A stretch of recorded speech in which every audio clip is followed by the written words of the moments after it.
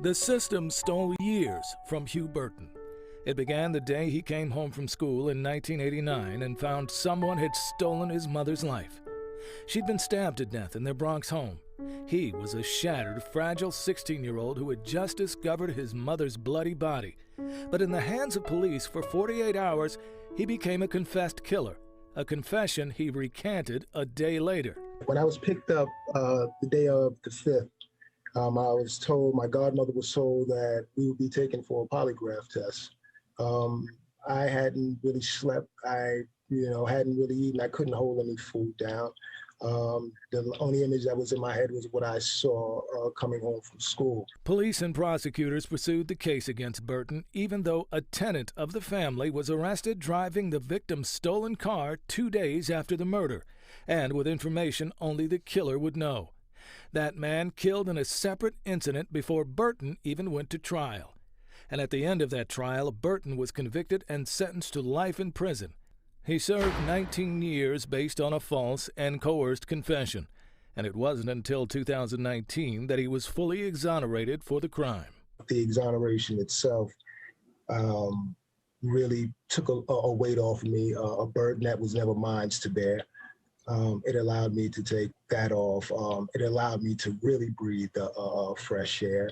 And it allowed me to have more strength to fight and to know that there was still so much more work to be done. Hugh and other exonerated people from throughout the state are the best possible advocates for any sort of innocence reform. Rebecca Brown is with the Innocence Project.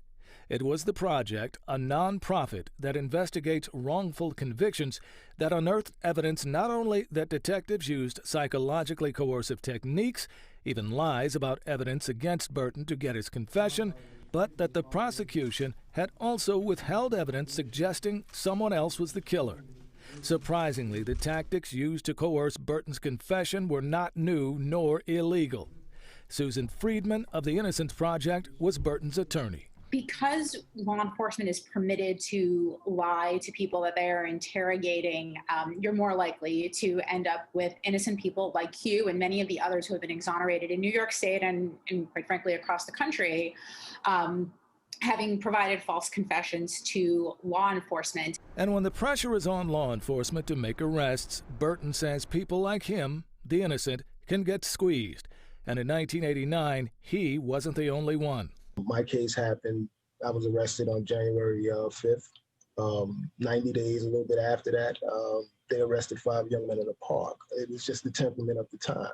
5 young men who would go from being the notorious Central Park 5, accused and convicted of raping and beating a Central Park jogger, to the exonerated 5, when another man confessed to the crime, convicted on that and physical evidence.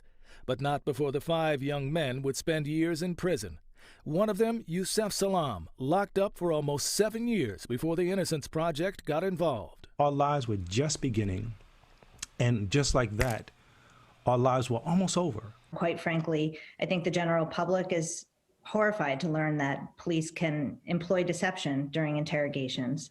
We now know there are 43 known false confessions in New York State. Those are wrongful convictions predicated on false confessions. If that doesn't shake you, hold on to something.